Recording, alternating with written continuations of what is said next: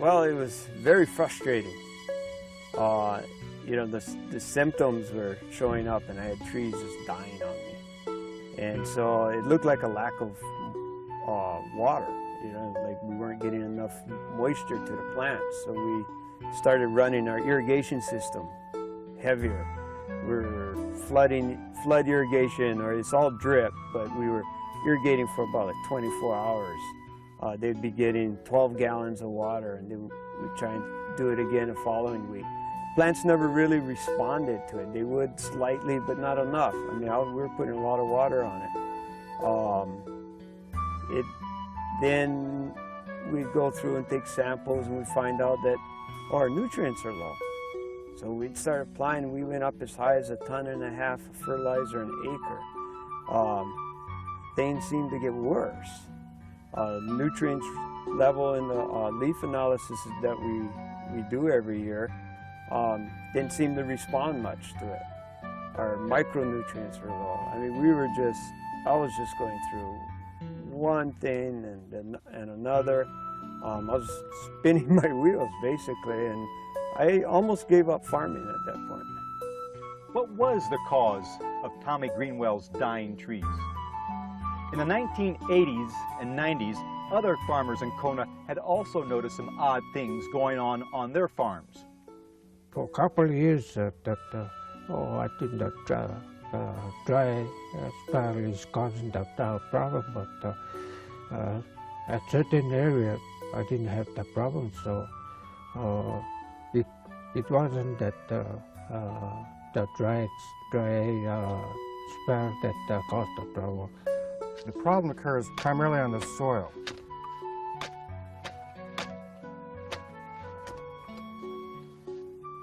One of the difficulties in diagnosing this problem was that many of its symptoms are the symptoms of other problems.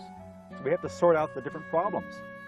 It's been quite a detective story, and it's involved many of our faculty in the University of Hawaii's College of Tropical Agriculture and Human Resources to actually determine what the real problem was that caused Tommy Greenwell's trees to die. Well, it was in '99, I believe, that Mario, a CTAR graduate, came through and he was doing a sampling the farms in Kona. So I called Mario and asked him to come to the farm. When we first started working in these farms, realizing the problem was so widespread, Dr. Schmidt and I came and did some sampling, and we actually there were so many variables, so many pieces of the puzzle, that it was really hard to determine the cause of the problem unless we had to pull out trees and examine the roots, dissect the roots. How about this one here? It looks more like it has a late phase of decline, the heavy defoliation, no new growth. No, then this plant wouldn't even give us a crop next year, and if we pruned it back this year, it would never grow again. So let's see how strong this one is. Oh, look at that.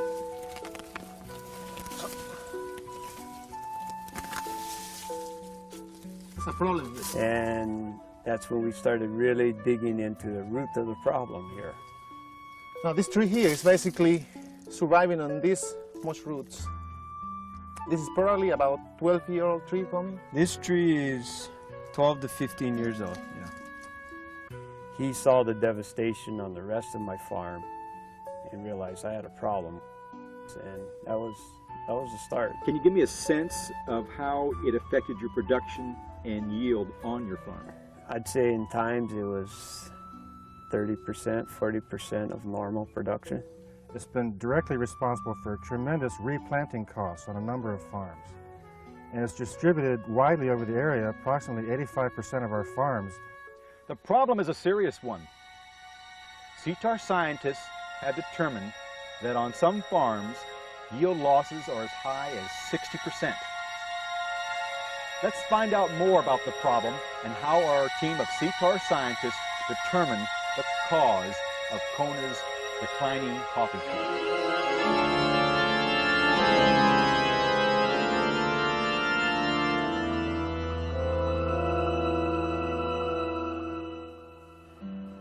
It's been said there's a special mystique about Hawaii. The beauty of the islands, the diversity of its people and cultures, the quality of its products. Think of coffee, especially Kona coffee, one of our finest products. The coffee industry in Hawaii has been around since the mid-19th century, as long as sugar. And like sugar, it's had its ups and downs. By the mid-20th century, the coffee industry had essentially died down to the north and south districts of Kona. By the end of the 20th century, it had spread throughout the islands, from Puna on the Big Island to Ele'ele on Kauai.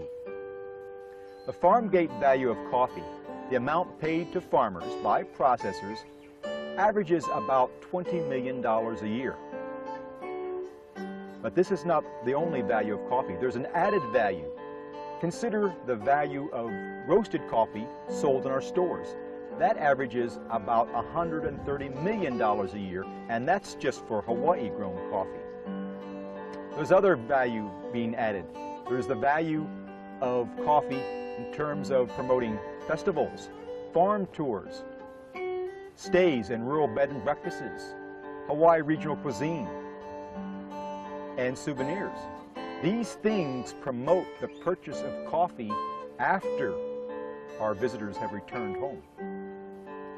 Though not the largest coffee area in the state, Kona is certainly the oldest and known for producing the best coffee in the state. Now, there are several reasons for this. One, we've been growing the same high-quality variety for over 100 years, the Guatemala, or Kona typica, as it's called today. We also have an excellent climate, good soils, very diligent farmers who love their coffee, and we have very few of the world's major coffee pests. Now, part of the reason for this is that coffee has America's oldest coffee quarantine. This has protected us from the entry of most of the threats. However, sometimes a threat does enter the state. It may take years for us to realize that this threat has arrived. It may take even more years before we can develop a solution. And when we do develop a solution, it has to be economically feasible in order for our farmers to adopt it.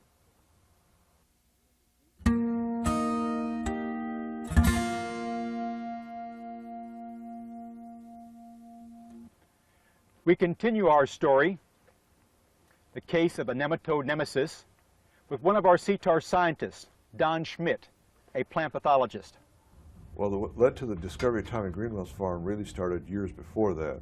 There was a coffee decline problem that was recognized, and in the early 90s, we found out it was a new species of nematode. We described the nematode and described the disease in detail, and then about 1996, Mario came to the University of Hawaii as a graduate student, and at some meeting or workshop, he was talking to Tommy about the problem, and Tommy was relating to him what he was having. So Mario visited Tommy Greenwell's farm, and we're getting took some samples, and confirmed that in fact his decline problem was caused by this Kona coffee root knot nematode. Don, maybe we should start with the basics. What are nematodes? Well, nematodes are something that a lot of people really can't visualize because they're microscopic. So my usual explanation is that they are microscopic roundworms, and now the roundworms aren't things like earthworms. These are, think of a tube that's just a hollow tube filled with water. That's kind of what a nematode makeup is like, and it has a feeding apparatus and it has a reproductive system. A lot of people are very familiar with heartworms on dogs, intestinal parasites of their pets. These are nematodes, and the ones that feed on plants are just a much smaller version. Plant parasites are not visible to the naked eye.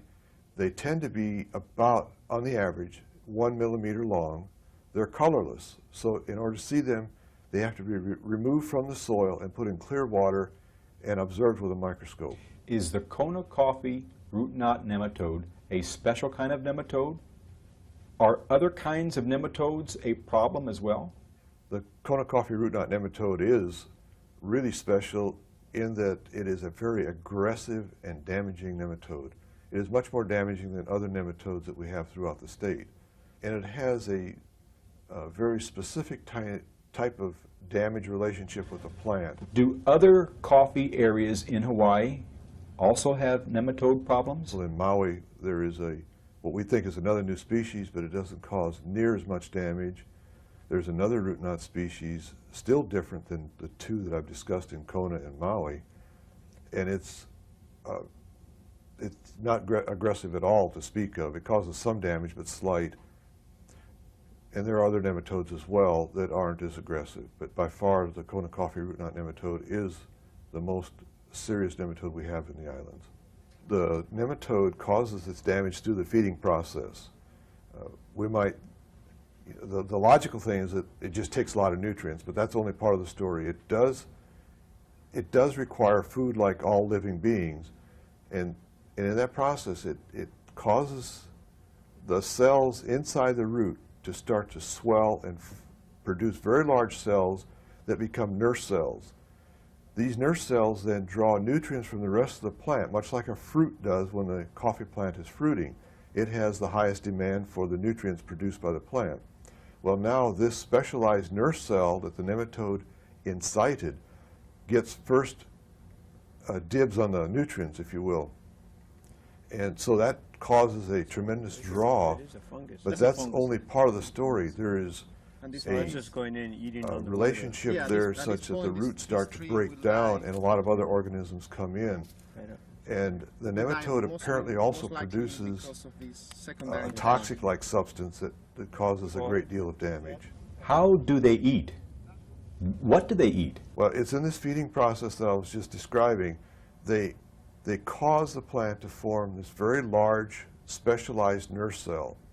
It's very rich in nutrients, and the nematode pushes its spear-like structure into that nurse cell and then withdraws through pumping action from inside the nematode. It pumps kind of like a pump, and that pumping action pulls the nutrients out of that specialized cell into the nematode. And this is where the style comes out here. For its energy source. Just through here and then feeds on the root cells. This is very technical, but these are the lips. How fast do the nematodes reproduce? And how does the birth rate affect infestation? The nematode birth rate is very high. It potentially can produce several hundred, 300 to 500 progeny is possible if there's just a few nematodes on a very healthy plant. But in reality, the production of eggs per female ranges from 50 to probably 150, which is still a large multiplication rate. And you figure this cycle occurs every 60 to 90 days. That's a very sharp geometric increase in the population. If an infested tree dies, are the nematodes able to travel to another tree? Basically, nematodes do not travel to another tree because their mobility is so low. Practically speaking, once the tree dies, the nematodes will die there, except a number that can survive through some dormancy process. How long do nematodes live? When we talk about living, how long can a nematode live in Kona, there's two answers to that. The active female will live between 2 and 3 months. And then at that point, when she gets mature, she dies. But the eggs that she produced, some of those eggs will actually go into a dormant state, and they will survive for many, many years. Perhaps, we know for sure 3 years, but I'd suspect, based on other studies, that the nematode could survive 10 to 15 years. And in fact, I need to make a point right now, is that once a nematode infestation occurs, that site will probably have that nematode forever. How long does it take for Kona coffee root knot nematode to kill a coffee tree? That's the length of time that it takes the Kona coffee root knot nematode to kill a coffee tree is a complex question, because taking the simplest situation, there's an age relationship, and I'm talking about the age of the tree. If a seedling is planted or transplanted that is infected, that tree will probably live no more than 3 or 4 years. The first year it might look pretty good. The second year there's some symptoms of decline. The third year it's starting to wilt and get very yellow and will die the third or fourth year. If infection does not occur until the tree is months or years old, then the decline will take months to years, beyond, well, not months, but years for the death to occur.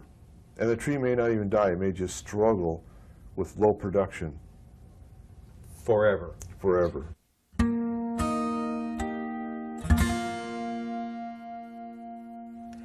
Having identified nematode infestation as the cause of the Kona coffee decline, let's go and review the symptoms again so that you can identify whether or not the culprit is on your farm. We're going to go and talk now with Scott Nelson, one of our CTAR plant pathologists, who has authored several publications on this problem to provide information to you. Scott, let's go over your checklist. It starts off with leaves, and the first one is leaves drooping. Well, when leaves droop, that indicates there's a problem with the root system. And with the coffee root knot nematode, we call that symptom flagging. The leaves lose their horizontal relationship with the earth, and they drop down towards each other. They're trying to conserve moisture. And so they're drooping towards each other, trying to reduce the water loss. The next symptom was leaves yellowing. Initially, we'll see that the leaves are drooping, but over time, as the demand for water and nutrients is not met because of the nematode infection, the leaves will become necrotic, they'll become yellow as the leaf starts to die. Of the same age and condition and management such as this, already expressing nutrient deficiencies. We see the yellowing, we see the chlorosis, and the flagging. So the final leaf symptom is leaves turning brown and falling off the tree. Defoliation is one of the advanced symptoms in the leaf phase of this disease. As the leaves dry out, they lose their nutrition. The plant wants to lose those leaves to try to keep the other leaves alive. So it sheds the leaves. Scott, let's talk about the symptoms on the branches. Some branches have fewer leaves than normal. We can refer to that as having a thin foliage or a sparsely populated canopy. And that results from the defoliation we mentioned a few moments ago in relation to the attack on the root system. As the leaves fall off, then we're left with bare stems essentially. And because the roots are also stunted, the amount of terminal growth from season to season is not as much as you'd get with a non-infected plant, which results in fewer numbers of leaves that the plant will be able to put out in the first place. The more extreme version then is that some branches are actually dying back. Yes, that's really a severe drought stress symptom there, because when the branches start dying back, they usually die back, well, they can die back from the bottom up or the top down, depending on the severity of the symptom. But in general, the plant is going to try to slough off the material that's least productive for its survival. And that means some of the lower branches will definitely be sparse and dying back. Whether or not a tree with dieback symptoms is actually infested with the nematode is not always easy to diagnose. For instance, if your entire field is uniformly in dieback, it's probably either lack of water, irrigation breakdown or whatever, or lack of fertilizer. But if there are just scattered trees showing these dieback symptoms, or if there's a range of dieback symptoms in your field, then you need to look a little bit more closely. Check and see if the trees are loose in the ground. If they are, pull one of them up. Take a look and see if you see the stubby roots. If you do, take in a root sample and send it into ADSC at CTAR and have your diagnosis confirmed. In fact, all of these symptoms that we're describing right now can be associated with other diseases that are completely independent of root knot nematodes. So it's important to get the proper diagnosis completed on your plant. For example, any root disease can cause foliar symptoms that resemble coffee root knot, and that is defoliation, yellowing, dying of the leaves.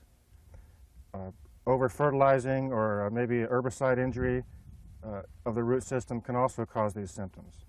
This section is on stems. The stems are thin or narrow. Now what's that all about? The nematodes have a definite effect on the stem of the coffee plant. They're robbing the nutrition from the plant, they're robbing the water. The stems just do not expand as they normally would. And as a result, they'll be quite wobbly when you go up to the plant, grasp it with your hand approximately 2 feet above the ground, move it back and forth. You'll see that the soil around the base of the plant is shifting and moving along with the plant. It's very wobbly, and you can easily pull these plants out of the ground. The plant is stunted. Because the root system is damaged, the plant cannot grow efficiently, and therefore the size of the plant in terms of its height will definitely be diminished. So we've talked about the above ground symptoms, and we know that some of these are shared by other problems. Let's get down to the root of the matter now. Let's talk about roots. Roots are stunted, swollen, galled. Yes. In fact, plants of all ages infected by root knot nematodes, regardless of young seedlings or mature plants, will show obvious swellings on the root system. And this is where the roots are galled, knotted looking, and these swellings can often break open. They can crack the surface of the root, and this lends a corky appearance, as you're probably wondering what happens to the roots once these galls develop. Other organisms can come in, such as fungi and bacteria, enter these cracked and swollen roots and cause further deterioration of the root system. So a corky appearing root, particularly an old root, is one of the symptoms of a root knot nematode problem. This corkiness is more of a corky rot, it's a dry rot, and it easily crumbles in your hand, whereas the normal rough texture of the coffee roots don't crumble like this. Can you see that there? Those brown spots there? Inside, those are nematode nests or nematocytes, and these sites where the nematode female dies become necrotic and start rotting the root inside. A destroyed taproot or non-functional taproot is one of the symptoms. After a few years of being exposed to these nematodes, a 3 or 4 year old plant can lose its taproot. And this is primarily due to severe infection followed by rot. And that's why these plants are so easy to pull out of the ground.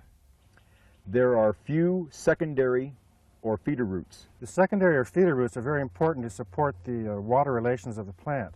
Unfortunately, the nematodes stop the production of these feeder roots by destroying them through the infection and the subsequent rot which follows. And the last symptom is roots are discolored or rotten. Oftentimes we'll find that, especially when we cut into the root with a knife longitudinally, we'll see rotten areas inside the root. This is often a function of the farmer trying to compensate for what he perceives as poor growth or a stunted plant. He'll increase his irrigation. And what this does is that it increases the water supply around these already damaged roots, creates an anaerobic or a low oxygen situation that favors rot and the decline of these trees. So it's important to recognize that when you're seeing some root rot, please do not add extra water to the plant just because it looks like it needs water. It's time to deal with the root system. Okay, so we've covered a few aspects of the nematode problem. You've learned about what a nematode is, and you know what to look for in an infested field. Now let's find out what you can do if you do have a nematode problem.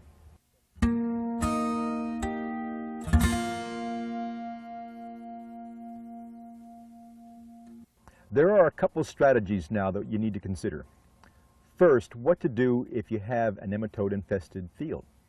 The second one is, what do you do to minimize the risk of infestation?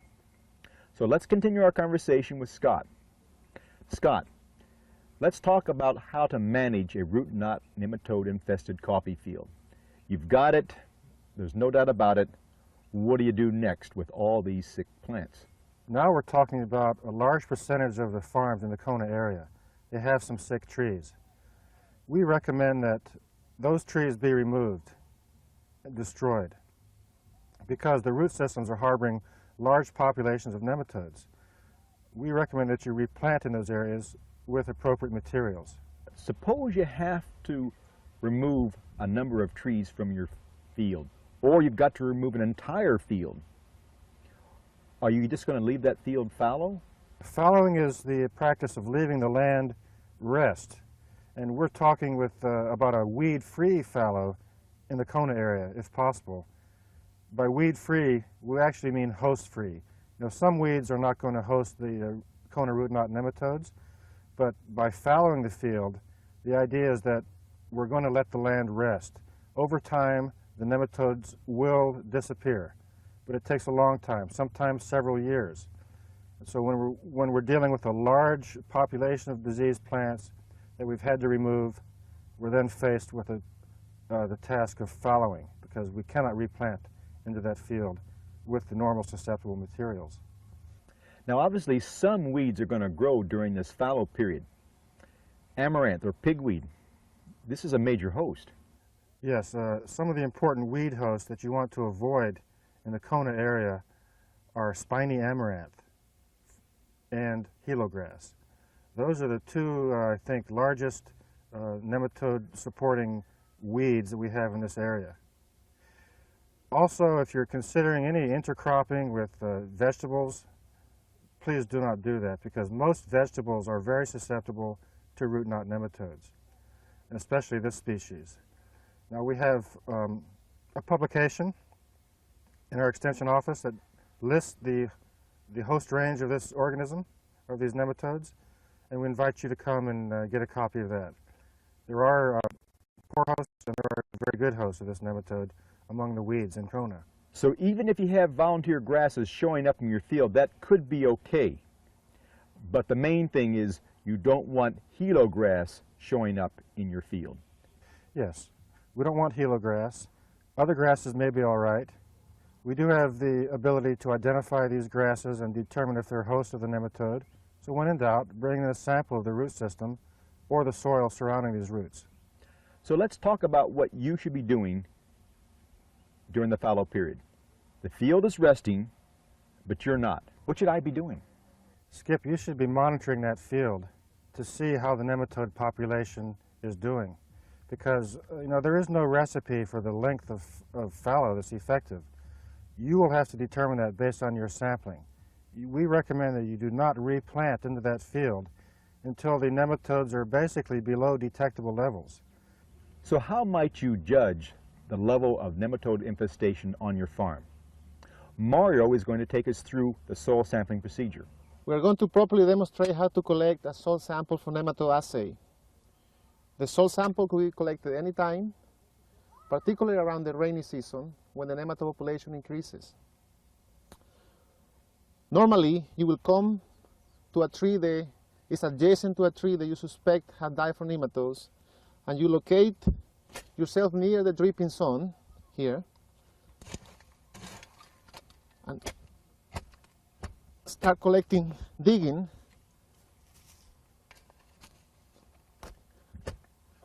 to a depth of about 25 centimeters.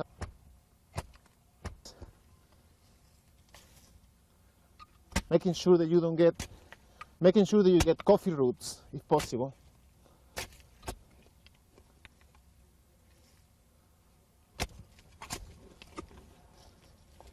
A subsample from here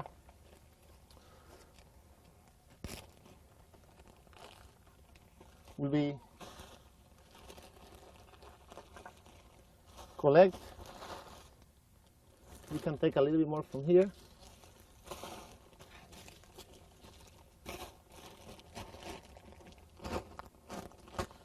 And properly label, very important.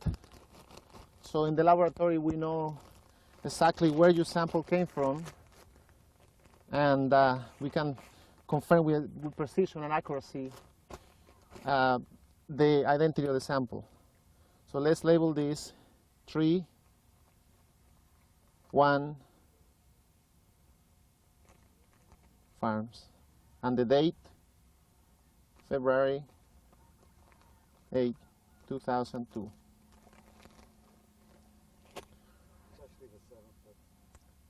Very important, we must have a root sample.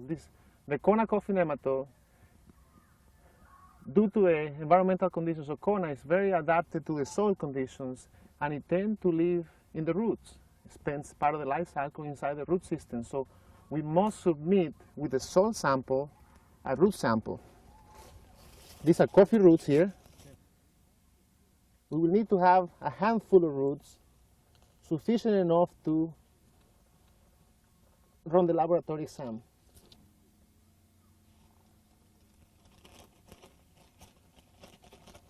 Making sure that your roots are kept separately. If you wish, you can collect a root from other trees too, or from adjacent plants here. A very important point to point out here is that this tree that is already in a late stage of decline. We have learned through research that the nematode count in this root is very low. So collecting roots from here, from this late decline phase of the disease, is probably not very accurate for a nematode count. Much better will be a sample from the adjacent tree. Okay. Another helpful diagnostic tool is leaf sampling and then do a nutrient analysis. Since nematodes cause such a severe damage to the root system, this plant has a hard time absorbing nutrients and water from the soil. A very important process is to collect a leaf sample that will help us in the interpretation of the problem. The proper leaf sample should be taken from a tree such as this. Normally you come and take the fourth pair, 1, 2, 3, fourth pair of leaf, and you can take as many samples as you wish, but normally you will take about 20 leaves per plot, and that will be properly stored and sent to the laboratory for nutrient analysis. Keep in mind that the nematodes are continuously drawing nutrients from the plant, so you will often see nutrient deficiencies or nutrient imbalances.